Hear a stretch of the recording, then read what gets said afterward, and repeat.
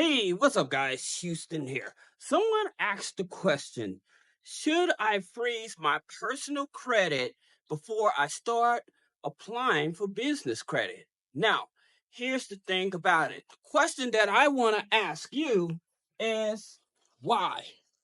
Why would you want to do that? And the reason I'm going to tell you that, because some people are like, well, I don't want a hard inquiry on my credit file. Well, here's the thing about it. You freeze your credit file, okay? When you applying for credit for business credit card, 90% of the lenders, they do a soft pull on the credit file, personal credit. So you're not getting a hard inquiry. Now, there are lenders, yes, that will do a hard inquiry, okay? But here's another thing you have to understand. When you put that credit freeze on your credit file, all right, now you're subject to these other alternative lenders that you're going to either have to have a high volume of revenue or you're going to have to be in business for a very long time. Okay?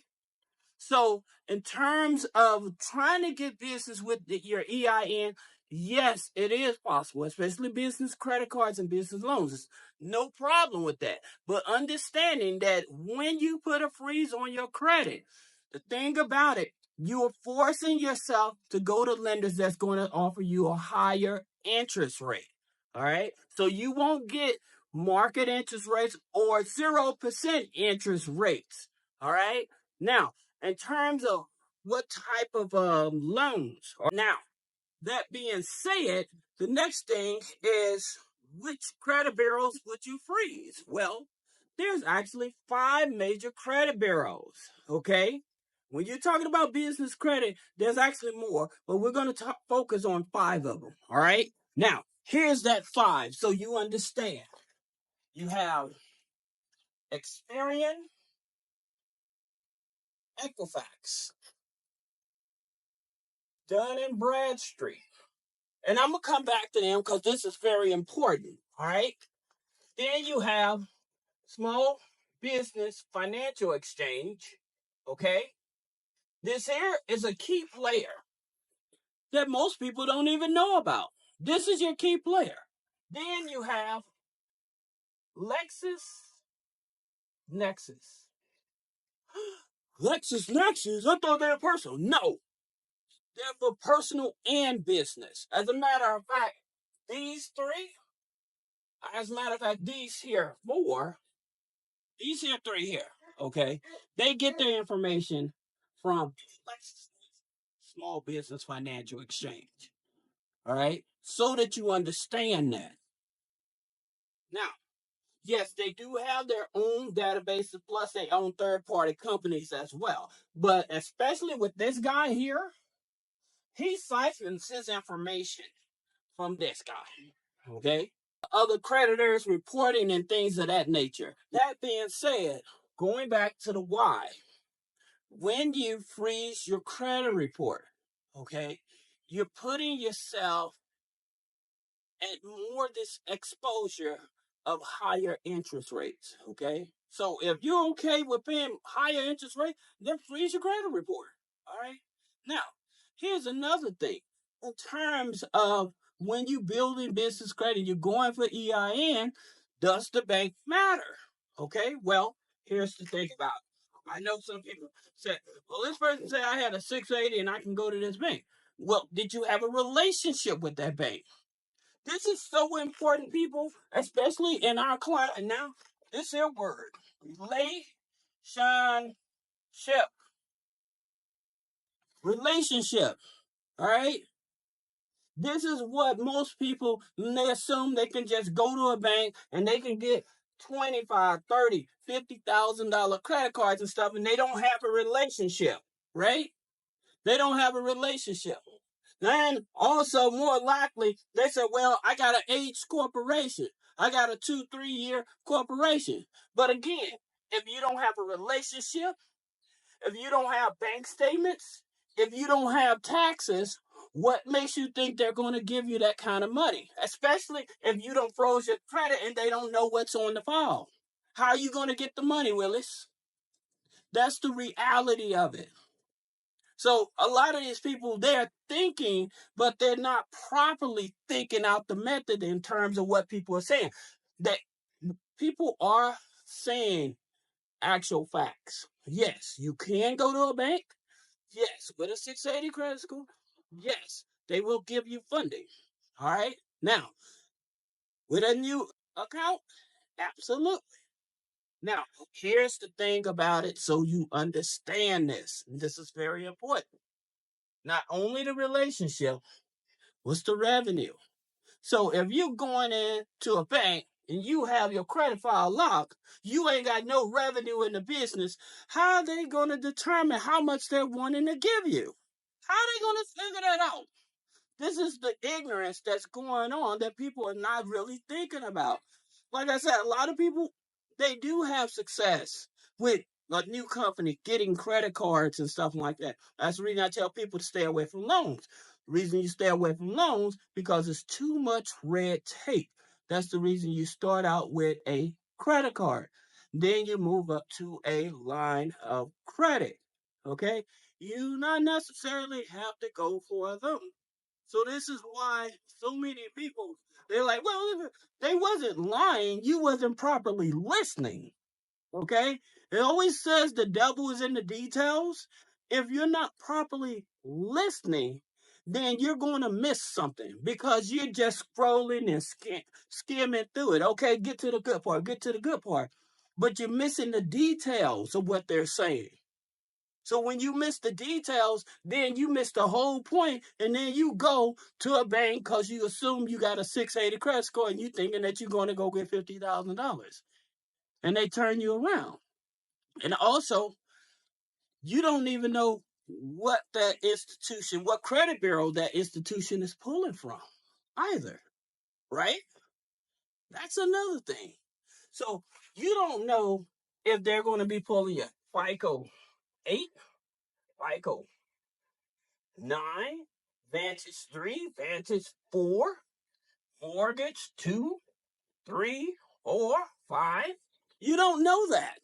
You don't know that, right? Or you don't know if they're going to go Sage Street, right? You don't know if they're going to even look at your check systems. You see what I mean? You see, this is what I mean about the devil is in the details. So, assuming that yes, you can freeze your credit report and apply for business credit cards. But again, in terms of when you expecting to get funding from traditional lenders, you're locking yourself out of the market, and you prone. And again, you're putting yourself in a position where you're going to end up getting access to some funding, not maximum funding, because if you have no revenue, and you have a brand new business, how are they going to do it? How are they going to do it? They're going to pull it out of the air? It's magic? No. You have to think about this logically, people. This is why I continue to tell you all. Now, in terms of after you lock your credit file, who's your relationship with? What banks are you having a relationship with? And how long have you had that relationship? Those are things that matter. Those are the things that's really triggering. You want an EIN card? Well, you know that your traditional bank, they may use a microwave scoring, right? But you don't locked up your file, so they can't give you funding. This is what I'm saying, people. You have to think about this. Just think about this for a minute. Yes, like I said, yes, just with your EIN, absolutely. But in terms of using your EIN to get funding, you're going to have high revenue, right? What about this? Time in business. Usually, with this type of list, they want you to be in business at least 6 months for a lot of them. Okay? I'm going to tell you some of the lenders, right? You want EIN? You'll get EIN. But you're going to have high revenue. And if you're a new business, just barely starting up, where's the revenue coming from? You're going to make it up? Oh, I projected or whatever. Okay. But they're not going to look at projected. You know what they're going to look at? Your bank account. They're going to use either flat or decision logic, they're going to look at your bank account. So whatever you put on that application, where I make XYZ or whatever, they're going to check it out. And if it's not that, and by the way, you could be create fraud too, because they're also going to want, again, 4506T business access. This is what I mean about the game. There's a lot of people out here, they're saying this and saying that or whatever, but the devil is in the details. They're not explaining it to you. They're not explaining the game to you. All right. So, as a matter of fact, a lot of them even don't even know about this. They never even heard of it. Community Development Financial Institutes. These are the type of institutes where they go into communities that are underserved, that aren't able to get approved for traditional business funding and stuff. They go here because they lower their criterias. There's a difference in the game. All right.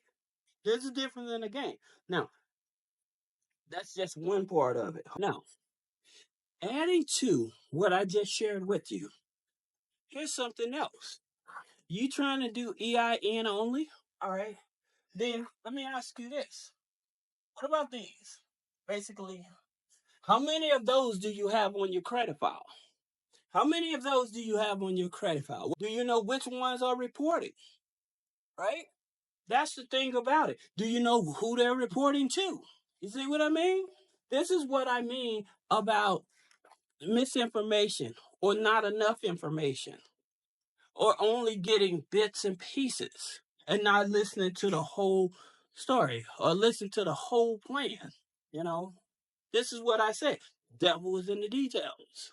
Because now you realize, like, oh, I didn't know about that. Oh, I didn't have enough of those. How many do you need? Depends on the account, how old the company is. So the age, revenue, that's what makes a difference in your business. If you're trying to go EIN, age and revenue, right? Oh, forgot about this one. Yes, this still does matter when you trying to get EIN only funding. That still matters.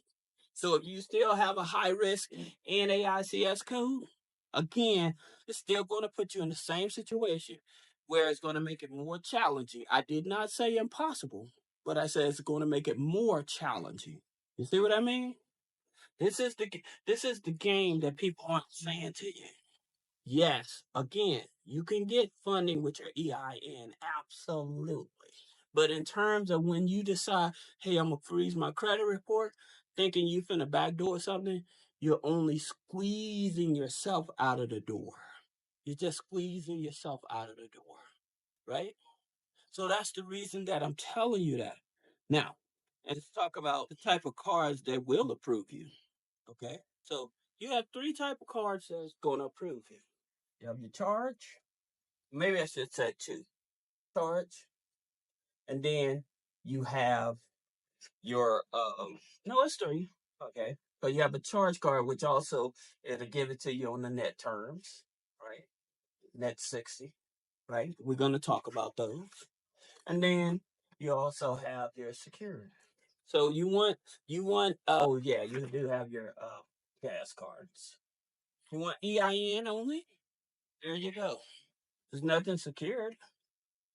Unsecured. Your charge card is unsecured, but you have to pay it in a certain amount of time. So then you have your gas cards. So like with your gas cards, say that you start now, you have A to B, you have a Shell, you have a Wex, right? Those are your gas cards. Then with your secured cards, you have BOFA, you have First National Bank of Omaha. Those are your secured cards. So you put money up front on those.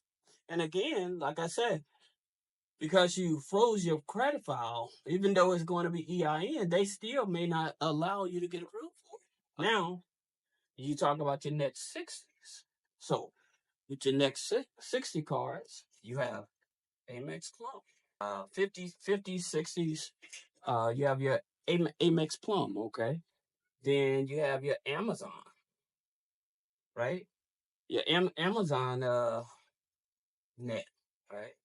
Most of the time with your Amazon net, they want you to be in business for at least 6 months or more, right? EIN only. So that's the thing about it, people. They're saying things, and yes, they are.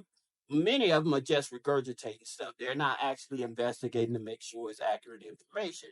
But at the same time, those that do have credibility, they are correct. They're just not giving you all the information.